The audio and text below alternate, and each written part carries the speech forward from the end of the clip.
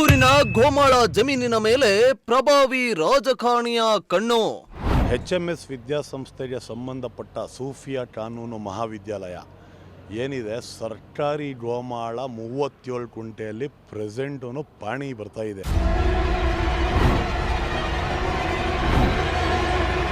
Sir 92ರಲ್ಲಿ ಹಕ್ಕುಪತ್ರ ಕೊಟ್ಟವ್ರೆ. 95ರಲ್ಲಿ ಈಸ್ವಿ February ವಾಹಿಯಲ್ಲಿ ಮೌಖಿಕವಾಗಿ ಹಿಬಾದಾನ, Muslim ಲಾ ಶರಿಯತ್ ಲಾದಲ್ಲಿ ಹಿಬಾದಾನ ಅಂದರೆ ದಾನ ಪ್ರಾಪ್ತಿ ಆಗೋದಿಲ್ಲ. ನನಗೆ ಬೇರೆ ಸೊತ್ತು ಇರುವುದರಿಂದ ಮತ್ತು ಇವ್ರಿಗೆ ಬೇರೆ ಸೊತ್ತು ಇದೆ ಆಲ್ರೆಡಿ ಅಂತ ಇವರೇ ಮೆನ್ಷನ್ ಮಾಡ್ತವ್ರೆ. ಯಾರು ಬರ್ಕೊಟ್ಟವ್ರು ಅವರು, ಮತ್ತು ಇವ್ರಿಗೆ ಹೆಂಗೆ ಬರ್ಕೊಟ್ರು, ಇವರಿಗೆ ನಿವೇಶನ ಹೆಂಗೆ ಹಂಚಿಕೆ ಆಯಿತು. ಬಗೆದಷ್ಟು ಬಯಲಾಗ್ತಾ ಇದೆ ಪ್ರಭಾವಿ ನಾಯಕನ ಭೂ ಕಬಳಿಕೆ ಕರ್ಮಕಾಂಡ. ಗೋಮಾಳ ಅಂತಾನೆ ಬರ್ತಾ ಇದೆ. 37 ಕುಂಟೆ ಗೋಮಾಳ. ಯಾರು ಆಕ್ಷನ್ ಅಂತಿಲ್ಲ. HMS ವಿದ್ಯಾಸಂಸ್ಥೆ ಚೇರ್ಮನ್ ಶಫಿ ಅಹಮದ್ ಅವರಿಗೆ ಯಾರು ಕಾಪಾಡ್ಕೊಂಡ್ ಬರ್ತವ್ರೆ, ಯಾವ ರಾಜಕಾರಣಿ ಹಿಂದೆ ಅವರೇ.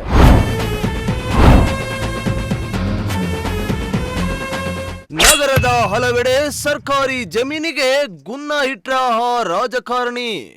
ಯುವ ಆಫೀಸಲ್ಲಾಗಲಿ ಮಹಾನಗರ ಪಾಲಿಕೆಯವರು ಯಾರು ಇದ್ರ ಬಗ್ಗೆ ಗಮನ ಹರಿಸ್ತಿಲ್ಲ. ಸರ್ DC ಅವರು ನಮ್ಗೆ ಹಿಂಬರ ಹಾಕ್ಬಿಟ್ಟವ್ರೆ. ನಮಗೆ ಬರಲ್ಲ, ಇದು ತಹಸೀಲ್ದಾರ್ 92 ಇದು ವಿತರಣೆ ಆಗಿರೋದು.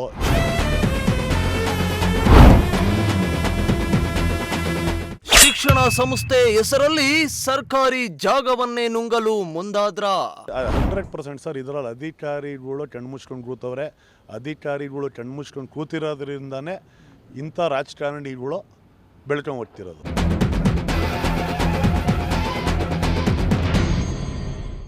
ಎಸ್, ತುಮಕೂರು ನಗರ ಸ್ಮಾರ್ಟ್ ಸಿಟಿ ಆಗಿದ್ದು ಪರ್ಯಾಯ ರಾಜಧಾನಿಯಾಗಿ ಬೆಳೆಯುತ್ತಿದೆ. ಬೆಂಗಳೂರಿನಷ್ಟೇ ತುಮಕೂರಿನಲ್ಲೂ ಇಂಚಿಂಚು ಜಾಗವು ಕೋಟಿಯಷ್ಟು ಬೆಲೆ ಬಾಳ್ತಾ ಇದೆ. ನಗರದಲ್ಲಿ ಸಣ್ಣದೊಂದು ಜಾಗ ತೆಗೆದುಕೊಳ್ಳುವುದು ಅದೆಷ್ಟೋ ಜನರ ಕನಸಾಗಿದೆ. ಕಷ್ಟಪಟ್ಟು ದುಡಿದು ಜನರು ಜಾಗವನ್ನ ಖರೀದಿ ಮಾಡ್ತಾ ಇದ್ರೆ, ಇಲ್ಲೊಬ್ಬ ಪ್ರಭಾವಿ ರಾಜಕಾರಣಿಯೊಬ್ಬರು ಮಾತ್ರ ಸರ್ಕಾರಿ ಜಾಗವನ್ನ ಕಬಳಿಕೆ ಮಾಡಿಕೊಂಡು ದೊಡ್ಡ ದೊಡ್ಡ ಶಿಕ್ಷಣ ಸಂಸ್ಥೆ ಮಾಡಿಕೊಂಡು ಕೋಟಿ ಕೋಟಿ ಹಣವನ್ನ ಸಂಪಾದನೆ ಮಾಡ್ತಾ ಇದ್ದಾರೆ ಅನ್ನೋ ಗಂಭೀರ ಆರೋಪ ಕೇಳಿ ಬಂದಿದೆ.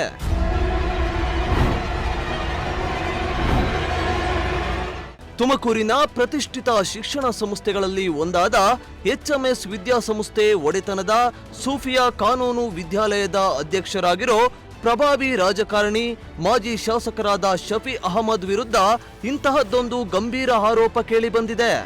ಹೌದು, ತುಮಕೂರು ನಗರದ ವಾರ್ಡ್ ನಂಬರ್ 31ರ ಶೆಟ್ಟಿಹಳ್ಳಿ ಗ್ರಾಮದ ಸರ್ವೆ ನಂಬರ್ 47ರಲ್ಲಿ ಸುಮಾರು 37 ಗುಂಟೆ ಸರ್ಕಾರಿ ಜಮೀನಿನ ಪೈಕಿ 11 ಗುಂಟೆ ಜಮೀನು ಸುಮಾರು 8 ಕೋಟಿಗೂ ಅಧಿಕ ಬೆಲೆ ಬಾಳಲಿದ್ದು, ಈ ಜಾಗದ ಪಾಣಿಯಲ್ಲಿ ಈಗಲೂ ಸರ್ಕಾರಿ ಜಾಗ ಎಂದೇ ಬರ್ತಾ ಇದ್ರೂ ಕೂಡ ತುಮಕೂರು ಮಾಜಿ ಶಾಸಕರಾದ ಹಾಗೂ HMS ಎಜುಕೇಶನ್ ಸೊಸೈಟಿಯ ಅಧ್ಯಕ್ಷರಾದ ಶಫಿ ಅಹಮದ್ ಅವರ ಒಡೆತನದ ಸೂಫಿಯಾ ಕಾನೂನು ಕಾಲೇಜನ್ನ ಕಟ್ಟಲಾಗಿದೆ ಎಂಬ ಆರೋಪ ಮಾಡಲಾಗಿದೆ.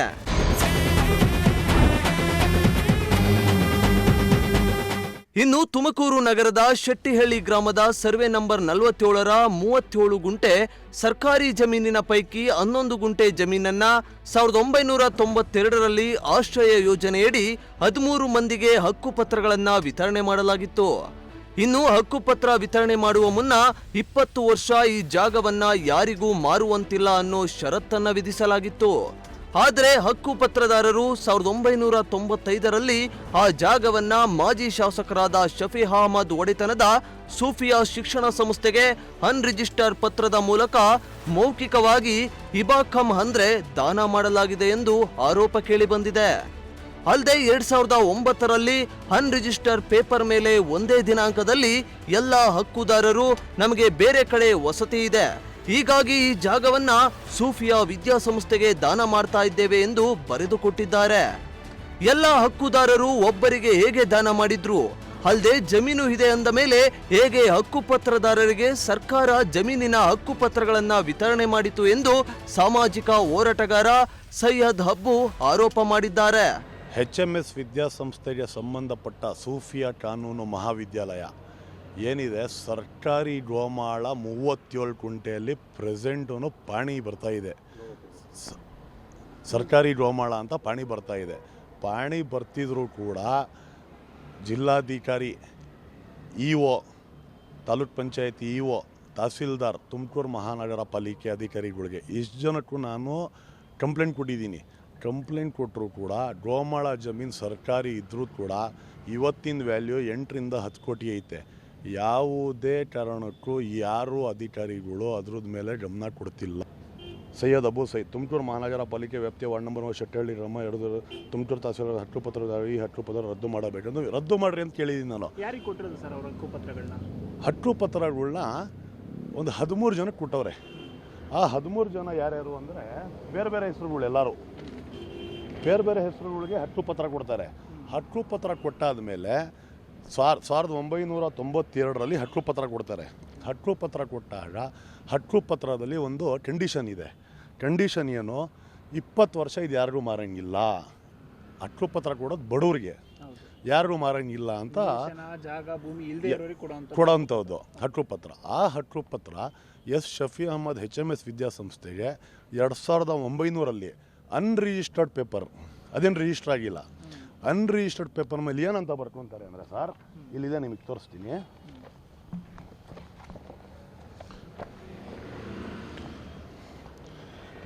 ಸರ್ 92ರಲ್ಲಿ ಹಕ್ಕುಪತ್ರ ಕೊಟ್ಟವ್ರೆ.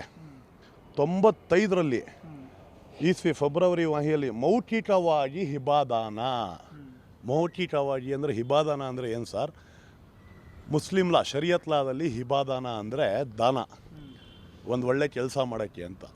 ಇವ್ರಿಗೆ ಕೊಟ್ಟಿರೋದು ಆಶ್ರಯ, ನಿಮ್ಗೇನೂ ಇಲ್ಲ, ನಿಮಗೆ ಸೈಟ್ಗಳೆಲ್ಲೂ ಇಲ್ಲ ಅಂತ ಇವ್ರು ಕೊಟ್ಟವ್ರೆ. ಕೊಟ್ಟದ ಮೇಲೆ ಇವ್ರು 95ರಲ್ಲೇ ಮೌಖಿಕವಾಗಿ ಅಂತ ಹೇಳ್ತಾರೆ.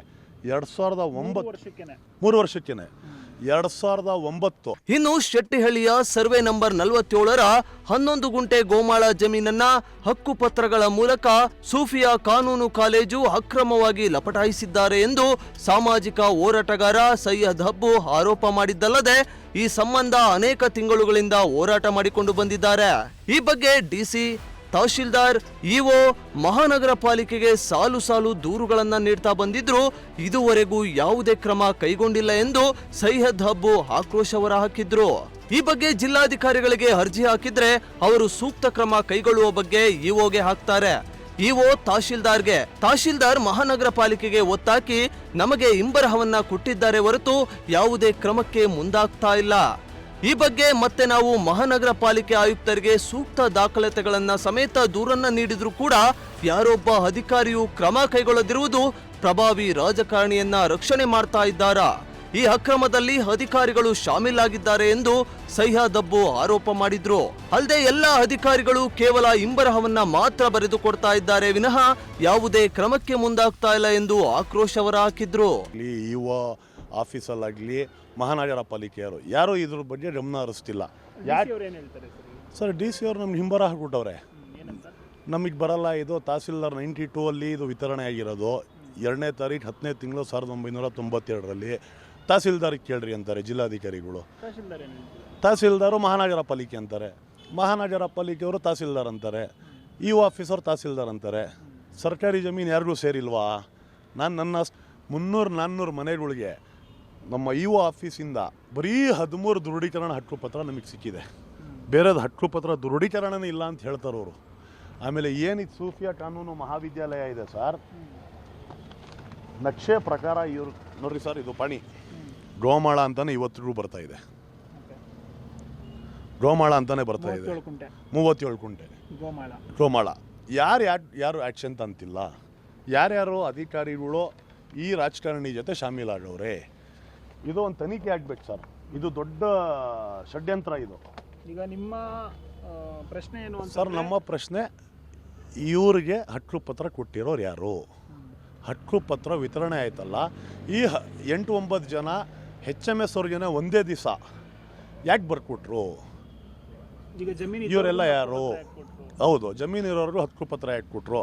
ಆಮೇಲೆ ಸರ್, ನಾನು ಆಯುಕ್ತರಿಗೆ ಬರೆದಿದ್ದೀನಿ, ಮಾನ್ಯ ಜಿಲ್ಲಾಧಿಕಾರಿಗೂ ಲೆಟ್ರ್ ಬರೆದಿದ್ದೀನಿ, ಮಾನ್ಯ ಕಾರ್ಯನಿರ್ವಹಿಧಿಕಾರಿಗಳು ತುಮಕೂರು ತಾಲೂಕವ್ರಿಗೂ ಲೆಟ್ರ್ ಬರೆದಿದ್ದೀನಿ, ಇನ್ನು ಅದ್ಯಾವಾಗ ಜಿಲ್ಲಾ ಮಟ್ಟದ ಅಧಿಕಾರಿಗಳು ಅಕ್ರಮವಾಗಿ ಗೋಮಾಳ ಜಮೀನನ್ನ ಭೂಕಬಳಿಕೆ ಮಾಡಿಕೊಂಡಿದ್ದಾರೆ ಎನ್ನಲಾದ ಸೂಫಿಯಾ ಶಿಕ್ಷಣ ಸಂಸ್ಥೆ ಸಂಸ್ಥಾಪಕರಾದ ಮಾಜಿ ಶಾಸಕರೂ ಆದ ಶಫಿ ಅಹಮದ್ ಮೇಲೆ ಯಾವುದೇ ಕ್ರಮ ಕೈಗೊಳ್ಳದ ಬೆನ್ನಲ್ಲೇ ಸೈಯದ್ ಅಬ್ಬು ಅವರು ಬೆಂಗಳೂರಿನ ಭೂಕಬಳಿಕೆ ಇಲಾಖೆಗೆ ದೂರನ್ನ ನೀಡಿದ್ದು, ಇಲಾಖೆಯವರು ಒತ್ತುವರಿ ಆಗಿದ್ಯಾ ಇಲ್ಲವೋ ಅನ್ನೋದಕ್ಕೆ ಸ್ಟೇಟ್ಮೆಂಟ್ ಕೇಳಲಾಗಿತ್ತು. ಹೀಗಾಗಿ ಭೂಕಬಳಿಕೆ ಆಗಿರೋ ಬಗ್ಗೆ ಸೂಕ್ತ ದಾಖಲಾತಿಗಳನ್ನ ನೀಡಿದ್ರೂ ಕೂಡ ಈವರೆಗೂ ಕ್ರಮ ಆಗದೇ ಇರೋದು ಹಲವು ಅನುಮಾನಕ್ಕೆ ದಾರಿ ಮಾಡಿಕೊಡ್ತಾ ಇದೆ.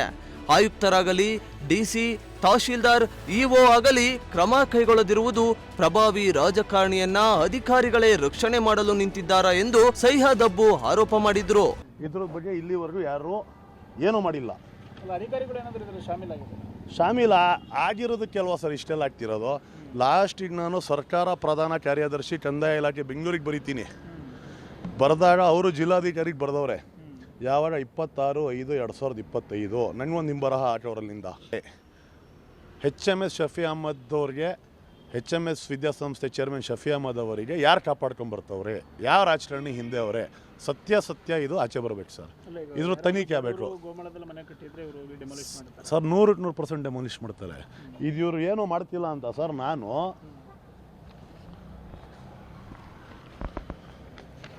ಕರ್ನಾಟಕ ಭೂಕಬಳಿಕೆ ಕೇಸ್ ಹಾಕಿದ್ದೀನಿ ಸರ್. ಕರ್ನಾಟಕ ಭೂಕಬಳಿಕೆ ಕೇಸ್ ನಂಬರ್ 269. ನೆಕ್ಸ್ಟ್ ತಿಂಗಳು ಡೇಟ್ ಇದೆ ಸರ್. ಇದು ನನ್ನ ಸ್ಟೇಟ್ಮೆಂಟ್ ಆಗಿದೆ. ಇವಾಗ ಅಲ್ಲಿಂದ ಅಧಿಕಾರಿಗಳಿಗೆ ಸ್ಟೇಟ್ಮೆಂಟ್ ಕೇಳವ್ರೆ ಒತ್ತುವರಿ ಆಗಿದೆಯೋ ಇಲ್ವೋ ಅಂತ. ನಾವು ಎಲ್ಲ ಡಾಕ್ಯುಮೆಂಟು ಇವ್ರಿಗೆ ಸಬ್ಮಿಟ್ ಮಾಡಿದ್ರೂ ಕೂಡ ಯಾಕೆ ಅಧಿಕಾರಿಗಳು ಮೀನಾಮೇಷ ನೋಡ್ತವ್ರೆ? ಇದು ಎಷ್ಟು ದಿವಸದಿಂದ ಆಗಿದೆ ಸರ್? ಆಗಲೇ ಸರ್ ಇದು 92ರಿಂದನೂ ಆಗಿದೆ. 92ರಿಂದನೂ ಇದು ನಡೆದಿದೆ. 30-40 ವರ್ಷ ಆದಮೇಲೆ ಇದು ಆಚೆಗೆ ಬರ್ತಿರೋದು. ಯಾಕೆ ಅಧಿಕಾರಿಗಳು ಕಣ್ಮುಚ್ಕೊಂಡು 100% ಸರ್. ಇದರಲ್ಲಿ ಅಧಿಕಾರಿಗಳು ಕಣ್ಮುಚ್ಕೊಂಡು ಕೂತವ್ರೆ. ಅಧಿಕಾರಿಗಳು ಕಣ್ಮುಚ್ಕೊಂಡು ಕೂತಿರೋದ್ರಿಂದಾನೇ ಇಂಥ ರಾಜಕಾರಣಿಗಳು ಬೆಳ್ಕೊಂಡು ಹೋಗ್ತಿರೋದು. ಇನ್ನು ಮಾಜಿ ಶಾಸಕರು ಶಫಿ ಅಹಮದ್ ವಿರುದ್ಧ ಭೂಕಬಳಿಕೆ ಆರೋಪ ಇರೋದು ಮೊದಲೇನಲ್ಲ.